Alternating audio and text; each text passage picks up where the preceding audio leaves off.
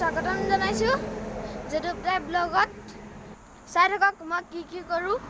guys মই school গৈছিলোঁ স্কুলৰ পৰা এই ভিডিঅ'টো বনাইছোঁ আপোনালোকে ভিডিঅ'টো চাই থাকক